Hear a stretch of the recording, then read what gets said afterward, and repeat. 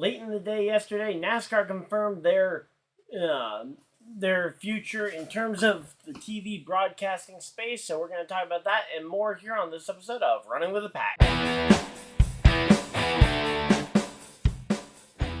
Hey guys, Ryan here, and today we are here um, for a mid off season Running with the Pack as big NASCAR news just dropped last night announcing NASCAR's new TV media rights deal, which is actually an increase in money coming into the sport. We'll get to the full details here in just a minute.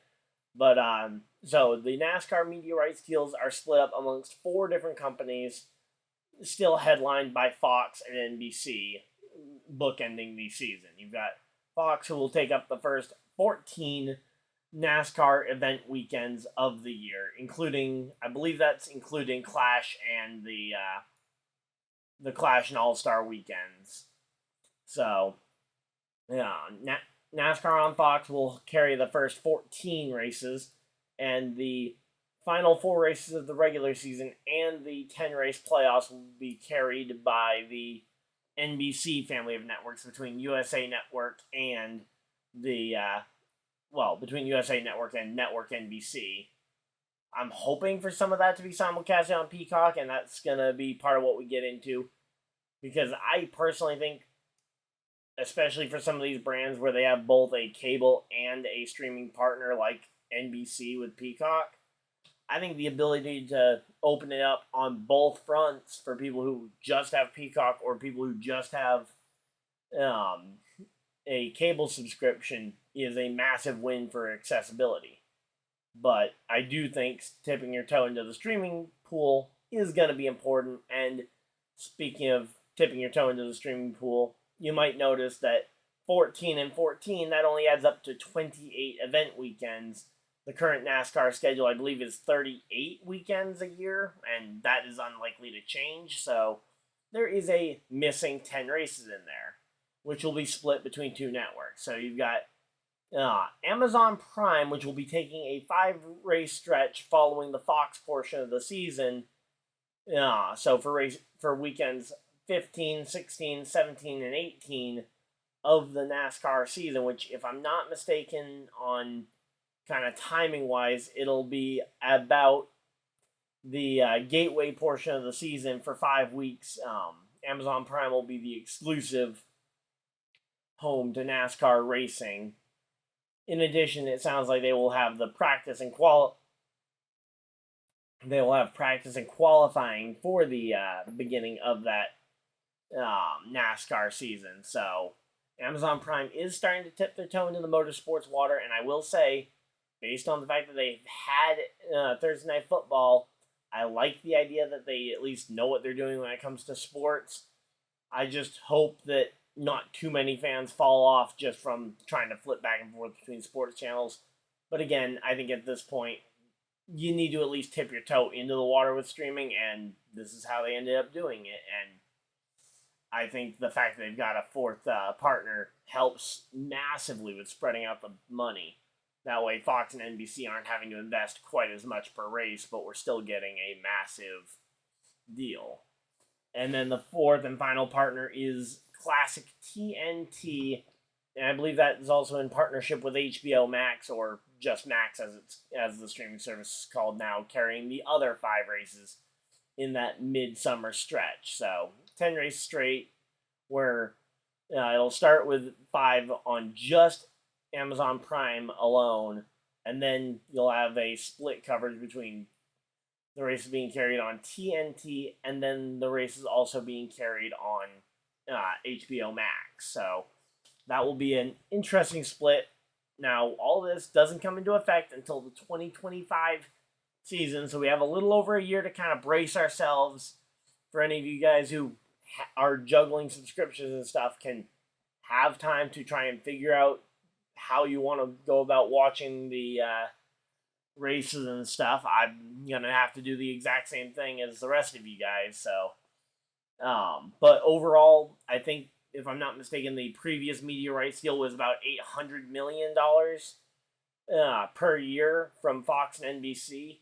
And this new deal is a is a 7-year deal. So from 2025 through 2031, this will be the split of network and revenue sharing at an average of for a total of 7.7 billion or 1.1 billion dollars per year going into the sport. Which, if you know anything about auto racing, it ain't cheap.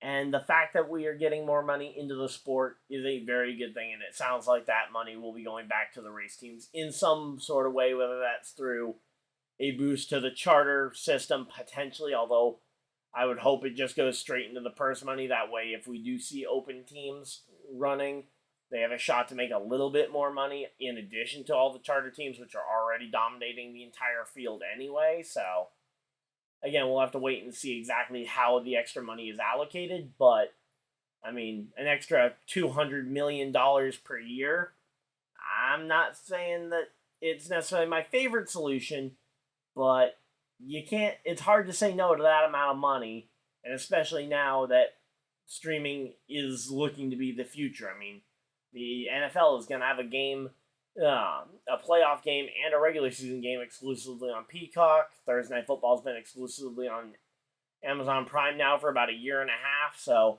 I think it's very good at this point for NASCAR to modernize with the times and be able to keep up a little bit in this realm, especially to try and attract the younger fan base. So that is kind of the biggest news that came out over the last 48 hours. Another thing that popped up we'll talk about as well is Roush Fenway Keselowski and their potential expansion. Their expansion program that they are working on. Yeah, first off, I would like to hear your guys' thoughts in the comment section down below. Do you guys absolutely hate the idea of going to streaming? I know a lot of NASCAR's older fan base probably aren't too happy. I know my friend Patrick's not overly happy about it. But, yeah, do you guys, is it a begrudging acceptance? Because I feel like to a lot of people that's probably going to be the case, especially for me. I mean, I'm not the biggest fan of juggling 6 different streaming services to watch one thing. Like, if I want to watch NASCAR, I would love to be able to buy just one, like, NASCAR Plus or whatever, kind of like how the NFL has NFL Plus, to where I could just buy that and watch the races. But the way that NASCAR, they're trying to modernize the best they can, going from a very old school TV network structure that they've had for the last couple of years, so, or for the last 10, 15 years at least. And then going back further, everybody was doing it that way. So, again, would love to hear your guys' thoughts on this. Again, I fall somewhere in the middle. I like, again, the added money is a massive win for the sport. And I feel like tipping your toe into the streaming water at some point was going to be a necessity. So, I like the fact that they're tipping in now rather than signing a 7-year deal without any streaming or media rights deals. Without any of that, because if we had to wait another 7 years to potentially modernize, that would basically be NASCAR banking on the whole streaming culture fading away, which I don't see it fading away entirely, although I wouldn't rule it completely out. I think it's unlikely that streaming fades completely away in the next 7 years or so, but this is NASCAR trying to follow where the future is going. Speaking of, where the future is going, there's some more stuff with that, but we'll get to that in a future video. But the Roush Fenway Keselowski thing that I wanted to touch on real quick. So Roush Fenway Keselowski all week had been teasing this Stage 60 program, which I think a lot of us, me included, were kind of hoping it was going to be the return of the Roush Fenway Xfinity Series team. Get some more Ford power in the lower series where there's a drastic lack of Ford power in the lower series. I mean, for Xfinity, you've got the Ryan Sieg cars and the Stewart Haas cars, and that's about it. And that's like maybe 5 cars total and only really 2, maybe 3 cars that can compete on a weekly basis for race wins. So, I mean, I think Ford does need an extra foot in that Xfinity Series position, but it doesn't look like that's going to be Roush Fenway right now because they revealed yesterday as well, I believe it was, the Stage 60 is going to be a Cup Series part-time entry for essentially all-star drivers. So far, the only race announced that they will be doing this for will be the 2024 Daytona 500, headlined by David Reagan, making his return to the Daytona 500 for the first time since last year. He's been doing part-time for a lot of the Rick Ware cars and stuff as he built up over the last several years. And now he's going home to Roush Fenway Keselowski, and the question is always, will this be the last time for David Reagan? Hard to tell, but hey, you know what? This gives him a very good car to potentially go out on top. Buescher and Keselowski last year, both Daytona races looked very dangerous. Buescher winning that summer race at Daytona. And if it weren't for getting outnumbered by the Chevys, they probably could have won the Daytona 500 as well. But ultimately, they came up short there. A third car potentially in the field. Now, this isn't a third chartered entry, hence why we're talking about it as a part-time entry. So David Reagan will have to attempt to qualify, although we don't yet know exactly how many cars are going to be attempting to qualify. Right now, I think I've got it penciled in at 3 additional cars are going to be attempting to qualify for the final 4 spots, so I think we'll be okay. But probably sometime into the new year, I will be going more in depth talking about the specifics on what the field size could potentially look like. And honestly, I'm hoping for a big field because I think that makes Daytona 500 qualifying and the duels way more exciting when there is the risk that somebody will go home.